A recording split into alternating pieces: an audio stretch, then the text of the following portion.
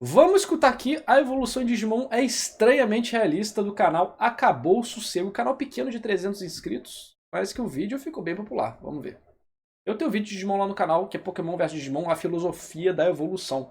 Um vídeo que é muito simples, mas que eu gosto demais, eu acho que é um vídeo muito legal, que vale a pena você assistir. Toda obra fantasiosa é, de certa forma, um espelho do mundo, e justamente por isso é comum que autores utilizem de conceitos científicos e filosóficos da vida real em suas histórias fictícias. Talvez os conceitos mais comuns de inspirar os autores são os de origem física e biológica. A gente já tá cansado de saber que vários Pokémon se inspiram e apresentam características semelhantes à de animais do mundo real. Mas estranhamente, uma Caralho, das bicho amaldiçoado, né? franquias de monstrinhos mais bizarras e talvez menosprezada pelo público, que sempre faz questão de lembrar do meme de um monte de animal armado com AK-47, é ao mesmo tempo uma das obras mais fiéis aos conceitos básicos da biologia. Sei que é difícil de acreditar que uma franquia tão confusa como Digimon tem alguma coisa de realista nela, principalmente pra gente do ocidente que já é tão acostumado com as regras do mundo de Pokémon. Mas vamos com calma. Digimon, na verdade, previu muita coisa de inteligência artificial e elementos tecnológicos, né? Uma franquia que sempre falou sobre o limiar do digital e do real e também do que é a inteligência artificial e sobre o que existe, né? O que causa a existência. Porque o mundo de Digimon nasceu a partir do primeiro computador, dependendo da versão que você vê da história, né? Do ENIAC, teve um antes do ENIAC, agora eu não lembro. Mas que basicamente é a partir do momento da quantidade de dados, junto da quantidade de eletricidade, isso deu energia suficiente para aqueles dados se manifestarem como informação física e não só digital, né? Só que ele se manifesta isso em uma outra dimensão paralela à nossa, tanto é que o Digimundo ele é um reflexo das áreas com mais internet no mundo, né? Calma que eu vou tentar deixar tudo o mais entendível possível. Eu sou Sossego e vem comigo que eu vou te explicar como as evoluções de Digimon são uma aula completa de biologia. E antes de tudo, vamos dar uma olhada de como surgiu a franquia, que ajuda bastante a entender as coisas. Em 1997, Não entrou ainda. Não sei em qual loop tá, que vai começar o tu, ururu, ururu, que é a música do Digimon World 1. o mundo já estava virado com o sucesso de Pokémon. No ano anterior, Red, Green e Blue já tinham vendido inúmeras cópias para o Game Boy. Em abril de 97, o público passou a conhecer as aventuras de Ash e seu Pikachu, que com certeza foi o principal responsável para Pokémon ter se tornado uma franquia tão conhecida como é hoje. E não é à toa que com todo esse sucesso surgiram inúmeros outros títulos que também se destacavam por bichinhos ou brinquedos colecionáveis que lutavam no lugar de seu dono. Entre esses a gente teve o Digimon, que nasceu do Tamagotchi, né? O Tamagotchi acabou tendo um público feminino muito grande, eles fizeram o Digimon como a versão dos garotos, né? Que tinha luta e dinossauros. E tanto é que a ideia do Tamagotchi, né? A identidade visual de Digimon é diferente. A ideia de Digimon, a identidade visual era diferente do que a gente veio a conhecer, porque aí teve o Digimon Monster, os monstrinhos, né, de Tamagotchi, chamado Digimon. Aí depois você teve o mangá, aí depois veio vir o anime, né? foi lançado no mesmo ano que o anime de Ash surfou na onda de sucesso de Pokémon. Mas apesar das semelhanças, na verdade ele era, entre aspas, cópias de outro sucesso japonês. Na década de 90, os Tamagotchis foi com certeza um dos brinquedos que mais marcou a geração, principalmente entre o público feminino. Para os mais novos que estão assistindo esse vídeo e não têm ideia do que eu tô falando, Tamagotchis são tipo um Pou ou um Talking Tom Mano, caralho, mano, tem que fazer a explicação pra quem não entende, já estamos velho. da vida. Olha a Basicamente um referência. bichinho virtual que você precisa ficar cuidando e brincando pra ele não morrer. A diferença é que como não tinham smartphones naquela época, eles eram vendidos numa espécie de chaveiro eletrônico pra facilitar de ser cuidado. O produto já era comercializado pela Bandai. Daí o diretor de marketing, Takeishi Hongo, e a desenvolvedora do Tamagotchi, Akimaita, se juntaram com Hiroshi Izawa, autor do mangá Calmon Digimon, para juntos lançarem o Digital Monsters, que era uma espécie de Tamagotchi direcionado ao público Essa propaganda americana, por exemplo, surgiu antes do próprio anime de Digimon, né? masculino, que eram monstrinhos que evoluíam quando eram cuidados e podiam batalhar com os outros monstros dos seus amigos. Inclusive, o nome do suposto criador de Digimon, que aparece nos créditos das obras, Akiyoshi Hongo, é na verdade a junção do nome dos 3 desenvolvedores principais. Esse Digital Monsters foi um grande sucesso no Japão e ganhou um jogo... Inclusive, era pra ser personagem de Godzilla, mas a licença acabou não dando certo, e aí eles viraram outra coisa. Por isso que algumas sprites e os monstros que elas representam não tem nada a ver. Não nada a ver, né? Mas são... não tão exatamente. E mais com os monstros de Godzilla são iguaizinhos. Exclusivo no país para o Sega Saturno, que é o Digital Monster vs Digimon Tamers, que é um título bem mediano, mas que não atrapalhou o lançamento do anime de Digimon Adventure no ano de 99. Tá, mano, puta que pariu. Tira essa merda da minha frente. Cara, mano, tirar Butterfly pra isso.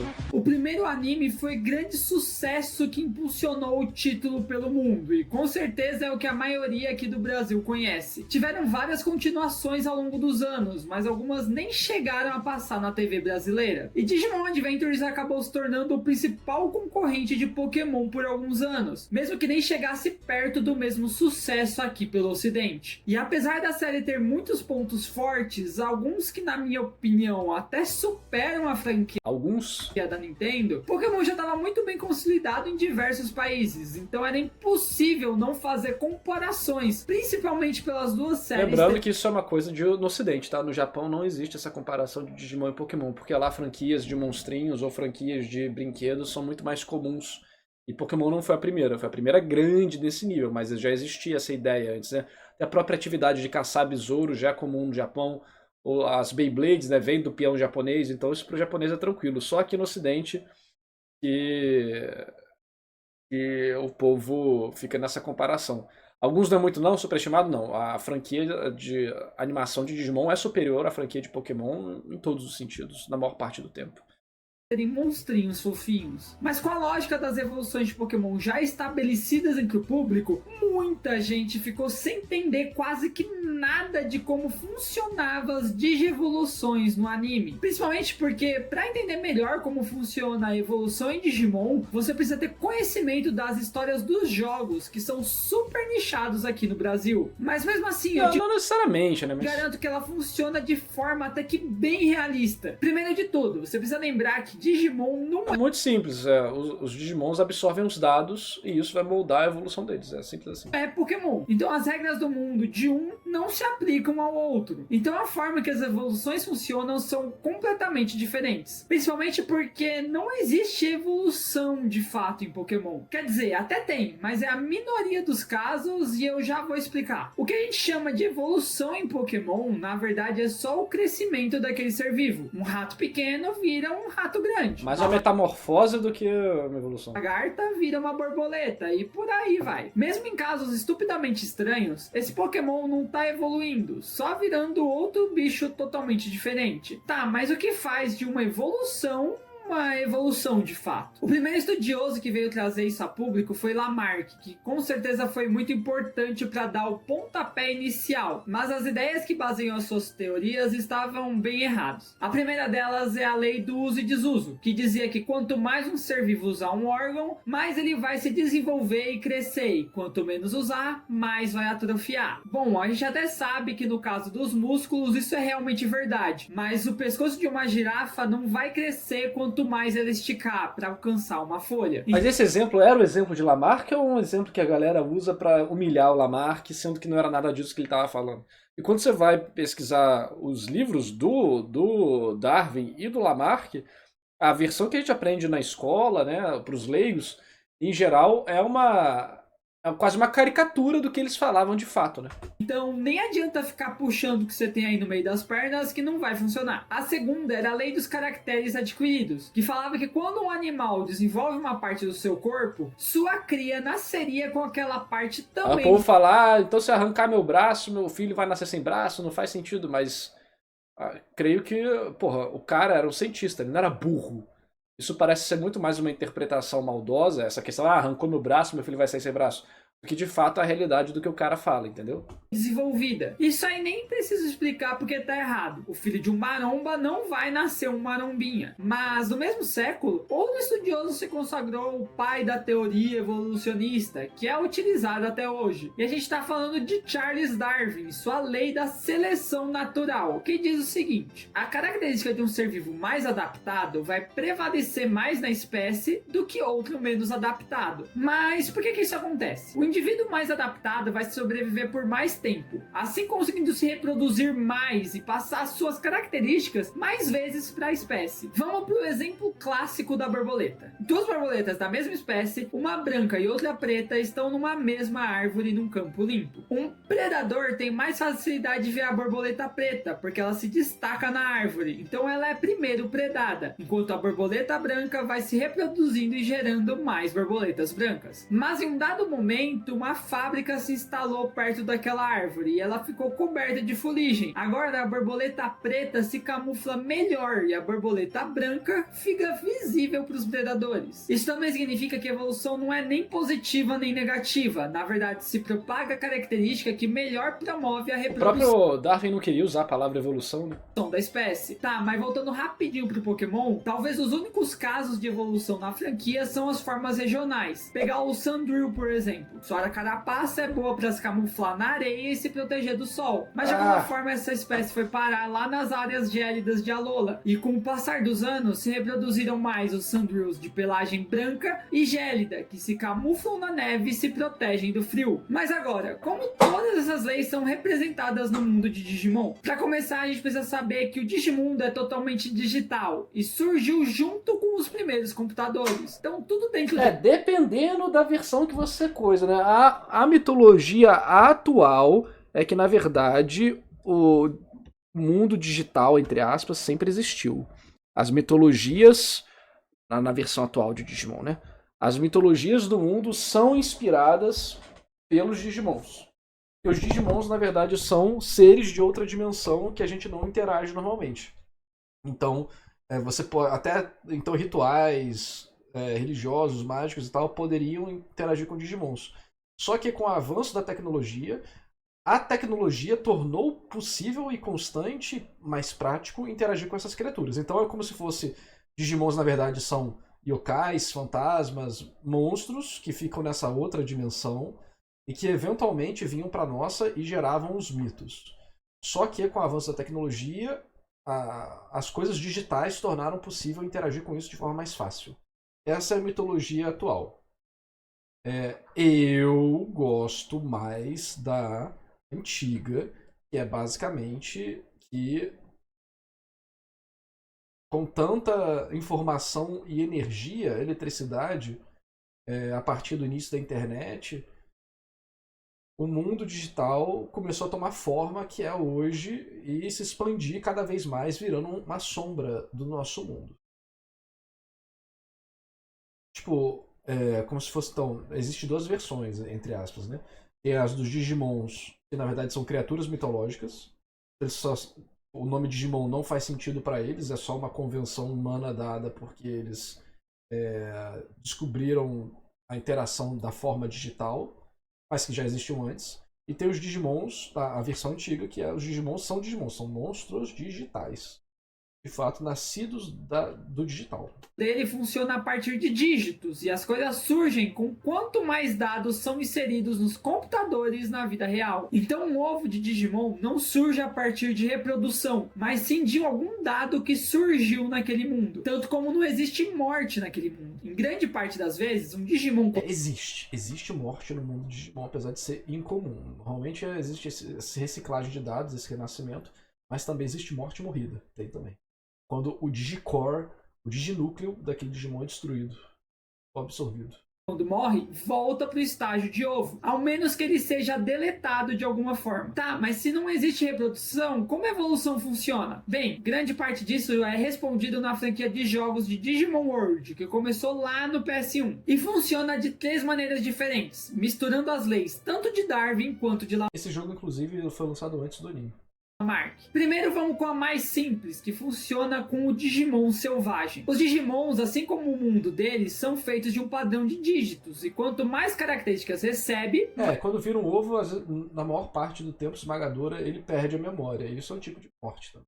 Mais esse dígito aumenta. Então um Digimon livre pelo mundo vai crescendo de forma natural. E toda vez que ganha mais dígitos, ele se transforma num Digimon que tem aquele mesmo código. Por isso que pode acontecer de uma larva, por alguma razão, conseguir se tornar uma baleia no meio de um processo de evolução. Porque ele ganhou dados que se tornaram compatíveis aos códigos da baleia. E logo acabou se tornando uma. Isso também possibilita que um Digimon tenha diferentes linhas evolutivas. Tudo baseado no padrão de dados que ele adquire. E acaba virando esse balaio de gato aqui. Tá, mas se a lei de Darwin coloca como ser melhor adaptado aquele que se reproduz mais durante a vida, e não existe reprodução no Digimundo, o que torna um Digimon um ser considerado bem evoluído? E a resposta é simples. Quanto tempo ele vive e o quanto mais longe ele vai na linha evolutiva. Porque, diferente de Pokémon, os Digimons têm diversos estágios. Assim, até tem reprodução de Digimon, mas é um negócio mais específico. Que podem evoluir e se tornar cada vez mais fortes. Então vamos no seguinte cenário. Um Gotsumon está vivendo num ambiente gélido e ele pode evoluir tanto para um Icemon quanto para um Monochromon. O Icemon tem o corpo adaptado tanto para se camuflar no gelo quanto para suportar o frio, enquanto o Monochromon tem seu corpo adaptado para ambientes montanhosos e secos, o que não tornaria tão eficiente no gelo. Então caso ele evolua para um Icemon, a chance dele evoluir mais uma vez é bastante alta, sendo considerado melhor adaptado. Enquanto se acabar evoluindo para o Monochromon, a chance de morrer e voltar para o estágio de ovo é maior, tendo que começar uma vida de novo. Eu entendi, mas eu acho que ele tá indo pelo caminho errado, porque... Não é o caminho errado, né? Mas um outro caminho um pouco que tá dando uma volta maior. O resultado é o mesmo, né? Mas é que um Digimon ele evolui de acordo com os dados que ele absorve em vida. Então, por exemplo, se você tem um Digimon selvagem, né? E você bota ele no ambiente de deserto, ele vai interagir muito com dados de deserto.